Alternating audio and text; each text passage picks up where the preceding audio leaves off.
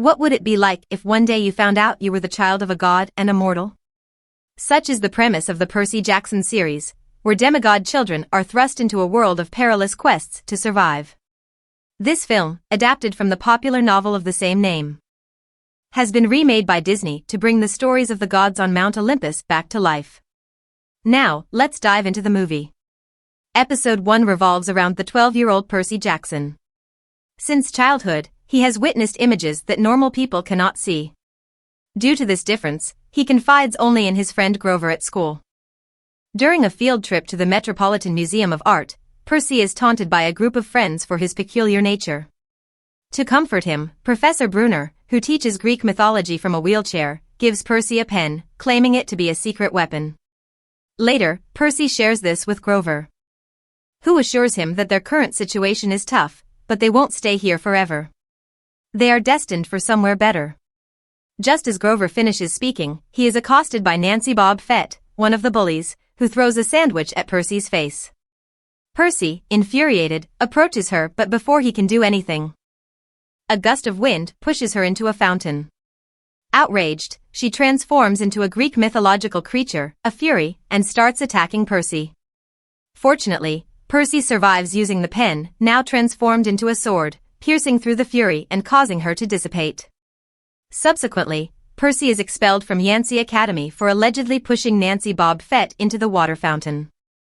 Grover confirms the story, though he is Percy's closest friend. Percy returns to visit his stepfather and mother in Manhattan. Sally, Percy's mother, confesses that Greek mythology is real, and she once had a romantic relationship with a god. Therefore, Percy is a demigod, or more accurately, a half-blood. Initially skeptical of his mother's words, Percy is shocked when Grover, appearing as a man with goat legs, confirms the truth. Introducing himself as a satyr, a woodland deity, Grover explains that he is tasked with keeping Percy safe until they reach the demigod camp on their journey. A relentless minotaur, a bull-headed demon, pursues them and attacks Sally's car. In the end, Sally sacrifices herself to divert the minotaur and save Percy. Witnessing his mother disintegrate into fragments, Percy takes up the sword and charges at the monster, causing it to disintegrate. Upon waking up, Percy is welcomed by the centaur Chiron. Percy wakes up at the demigod camp and meets Dionysus, a god, to inquire about his birth father. Percy asks for help on the condition that he retrieves wine for Dionysus. Chiron appears in time and requests Percy to leave with him. Chiron takes Percy on a tour to see life in the camp, explaining that he should wait until his father claims him. Consequently, Percy is assigned to the cabin of unclaimed demigods at that time. There, Percy befriends Luke, a son of Hermes, who treats him kindly. Meanwhile, Annabeth, Luke's sister, closely observes Percy for reasons she wonders if he might be the demigod Chiron mentioned who will guide her destiny. During a simulated battle at the camp, Percy is attacked by Clarice, daughter of Eris, and two bullies from another faction who accuse him of being a liar. However, the situation quickly changes as Percy's faction wins, and Annabeth pushes Percy into the water. Percy is fortunately saved by the god Triton. Later, Chiron and Dionysus announce that the divine lightning bolt, a symbol of the godly power of Justitia, has been stolen by a child, acknowledged by Triton as Dionysus' offspring. Percy is given the task of finding the lightning bolt and returning it to Zeus before the deadline, or else face a terrifying war. The climax of the film occurs when Grover informs Percy that his mother is in the underworld. Episode 3 begins with Percy visiting the Oracle of Delphi at the demigod camp, receiving a warning about betrayal in the upcoming mission. Percy decides to choose Grover and Annabeth as companions for the journey to retrieve the lightning bolt. Grover recounts the story of Talia, a demigod who returned to fight against Hades' army to save her friends. Just appears and transforms Talia into a tree to honor her bravery and heroism. Annabeth takes on the role of directing the group, but tensions arise between Percy and Grover. The battle with Ares emerges, forcing them to pause at Medusa's garden. Medusa invites them in for a meal, but instead of helping Percy, she betrays them. Despite conflicts, Percy, Annabeth, and Grover collaborate to decapitate Medusa, turning Ares into stone. They send Medusa's head to Olympus as an offering and become closer. The episode concludes with the image of Medusa's head being taken to the Empire State Building, believed to be Olympus in the contemporary world. The scene shifts to the past when Percy was still young, and his mother took him to the pool, expressing concern about Percy's future safety. All three are on a midnight train, where Percy and Annabeth share a conversation while Grover sleeps. Annabeth reveals she is the daughter of the goddess Athena and faced a challenging phase of being treated like a gift from the gods. She was sent to the demigod camp after her step-parents found a new partner and had their own child. They face a new obstacle, being chased by Echidna and her son, Ker, creatures learning to hunt. Annabeth leads them to Athena's temple to escape Echidna, but Athena is displeased with Annabeth sending Medusa's head to Olympus. As a result, they are imprisoned in the temple, and Percy must confront Echidna and Ker alone. Wounded, Percy is unable to fight back and is pushed into the river. The episode concludes with a god appearing, instructing Percy to breathe normally. Annabeth and Grover, escaping danger, search for Percy. Fortunately, Percy emerges from the water. They inform Percy about the police pursuit due to the damaged portal, and any bus line to Santa Monica is unavailable. While hiding, they hear a motorcycle, and Annabeth fears the appearance of the Three Fates and Aesopus, police in pursuit. Eris appears and offers help to the underworld but asks them to meet her at the diner ahead. Eventually, all three arrive at the diner, where Eris informs them about the FBI pursuit for a video of Percy's stepfather. Eris will help them if they retrieve the forgotten shield at the amusement park. Grover stays behind as a hostage, while Percy and Annabeth continue the mission. As they step into the amusement park, they realize immediately that this is no ordinary amusement park. Hephaestus, the god of technology, likely built this amusement park after catching his wife, Aphrodite, having an affair with Eris here. Eris may have left her shield there after following the Tunnel of Love. Annabeth and Percy discover Eris's shield, but to obtain it, they must face a challenging situation.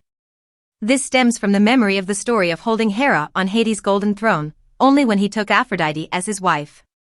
Meanwhile, at the diner, Grover tries to find out who stole the lightning bolt by manipulating Eris. It seems he succeeded when he learned the truth from Eris, using her anger at being compared to Athena to exchange for the shield. Percy sits in front of the golden throne while Annabeth continues the mission. Annabeth, despite difficulties, does not leave and tries to free Percy. When Hephaestus appears and under Annabeth's determination, he finally releases Percy. Percy, Annabeth, and Grover return to the diner to give the shield to Eris. As promised, Eris takes all three on a dump truck, and they will meet Hermes. If lucky, Hermes will lead them to Los Angeles. At the meeting, Grover reveals that he obtained information from Eris and knows the identity of the lightning thief. Percy has a horrifying dream about the confrontation between Zeus and Poseidon, just a prelude to something more sinister. Percy wakes up in fear but keeps the truth to himself, Grover, and Annabeth. Annabeth summons the rainbow goddess Iris, and in the Karen room, Annabeth reveals that they suspect Clarice, daughter of Ares, stole the lightning bolt before Percy announces they will meet Hermes in Vegas. Annabeth cut off the connection because of the complicated relationship between Luke and Hermes. All three get off the bus and head to the Lotus Casino, where Eris said Hermes is. Grover warns them not to eat anything, as there is a legend about the lotus seeds that make everything lose a sense of time and space. All three decide to find Hermes because Percy has never met Hermes, while Grover goes in a different direction. Annabeth and Percy find Hermes, but he refuses to help because everything gets worse whenever he steps in. Annabeth becomes invisible and takes Hermes' car keys. All three go to California, where Percy wants to meet Poseidon. However, a Naiad, messenger god, appears and delivers Poseidon's message, requesting them to return to camp because war is inevitable. Percy says the war is just the beginning of Hades' plan. The Naiad gives Percy 4 pearls to enter and exit the underworld safely. In episode 7, Percy goes to the trap shop run by Procrustes or Cruzzes guarding the entrance to the underworld. Christie persuades Percy to relax on the purple mattress, while Annabeth pushes him onto the mattress and gets stuck. All three go down to Hades, meet the god of death, and after escaping from Cerberus, they enter the fields of Asphodel. Annabeth uses a pearl to leave the underworld, leaving Percy and Grover to enter the desert. When Grover's flying sneakers pull him towards the sea, Percy saves him in time. Percy discovers that Zeus's lightning has been stolen, Eris is the thief, and the final task is to find Sally. Percy and Grover meet Hades, learning Percy's mother has been turned into gold. Hades' helm of darkness has been stolen, along with Zeus's lightning. Hades wants them to exchange for the items to negotiate with Kronos. Hades proposes a new deal, protecting Percy, Grover, and Percy's mother in exchange for the lightning bolt. However, Percy refuses, only returning the helm when they return to the beach. Percy, Grover, and Annabeth are relieved to see each other. And episode 8 begins with sword training at the demigod camp, where Luke teaches Percy about the rules of combat and how to use them against enemies. Episode 8 begins at the demigod camp, where Luke is training Percy in sword fighting and reminding him of the rules in combat. Percy decides to apply those rules to face the returning enemy at the beach.